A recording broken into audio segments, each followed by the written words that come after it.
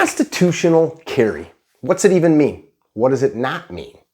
Let's dig right into that. This is Mickey with carrytrainer.com. I got Drew behind the editing desk. And this message today is brought to you from my good buddies at CCW Safe, in my opinion, the very finest in the space. So, constitutional carry, a fairly new term in the history of our republic. We've got about 25 to 27 states, depending on how you interpret it. And I think the simplest way to look at it is this. These states are removing the superfluous process, the licensing scheme between the citizen's right to keep and bear arms and carry a firearm for self-protection and what other states do. So rather than say, hey, we're going to have this licensing scheme, really the state's saying we're going to give you permission or deny you permission for a constitutionally protected right. These constitutional carry states are saying we understand that this Bill of Rights means something. This Bill of Rights is not just words on a dirty old piece of paper. This Bill of Rights are your birthrights. These birthrights are not bestowed upon us by government. These birthrights are not given to us or something that we're allowed to do. These birthrights are there, regardless of what a bureaucrat, regardless of what a politician, regardless of what some official might say. And these states are saying, we get that. We appreciate it. We respect and uphold the Constitution. That's beautiful. But there's some hiccups there.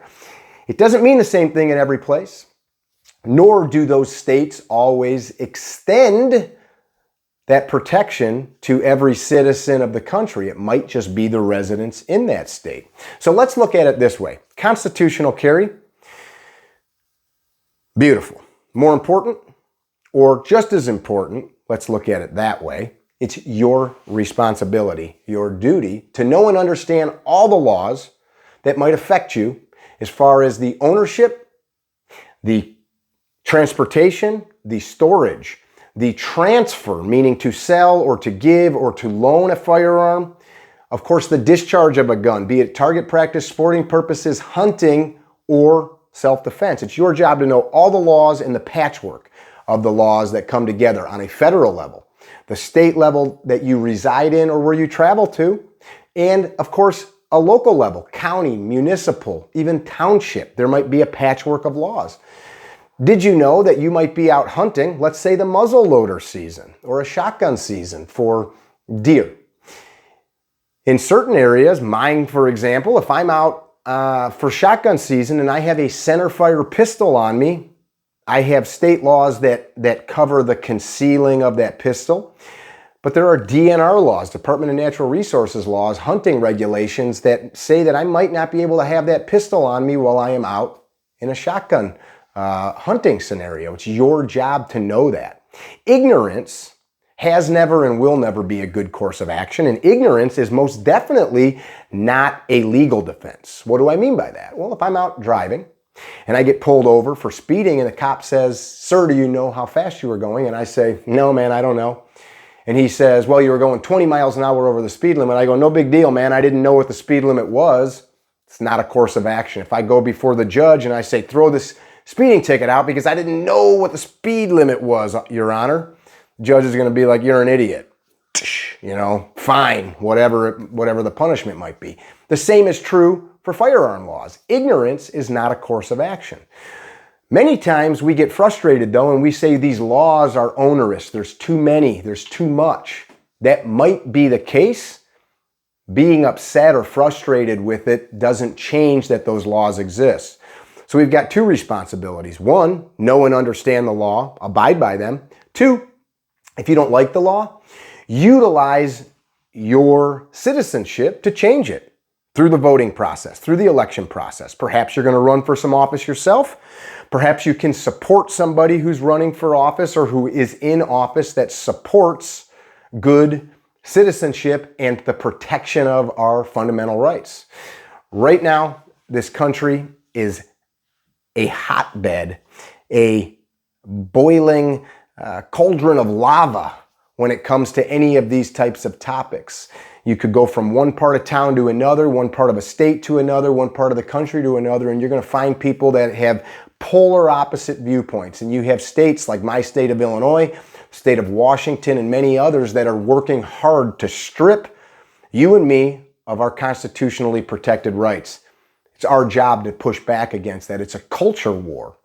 It's not only a war against your rights, it's a war against the American way of life. Know this, we are a republic. We are a republic. We are one of the longest standing republics in the history of mankind that has been self-governed as we are. That's not something to snivel at. That's not something to look at and just shy away from. It takes work. It takes commitment. It takes people like you and me to continue to dig in day after day to protect and promote and proliferate the liberty that was handed to us. Protect, promote, and proliferate, to carry it on. Our founders knew it was going to be tough. They also knew that you are cut from the same cloth that they were. Somewhere deep, deep in the recesses of your DNA lives the same stuff that made these people do the things that they did when they hewed out this land. Yeah, somebody hears this message and they say, what about the bad stuff? There's not a society, there's not a family, there's not a person that gets through life without some bad stuff. It doesn't mean that you're proud of those things. It doesn't mean that you promote that stuff. It means that you learn from it and you move on. So let's not dwell on that. Let's learn from whatever bad stuff was there and move on. But what good stuff is there? The good stuff is all the value that we brought to this world. The good stuff is all of the amazing things that our nation has done with kindness to this world.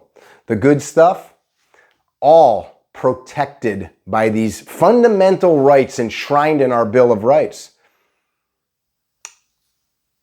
Greatest of which is this individual right to self-protection.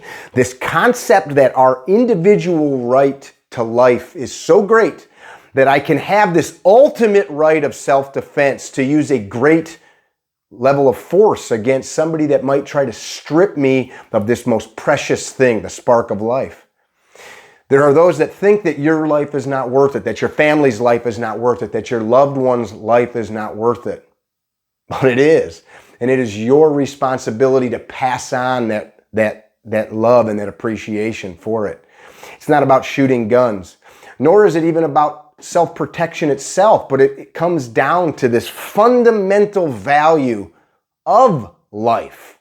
There is no greater cause than liberty, and there is no greater use of liberty than to live a life that's valuable.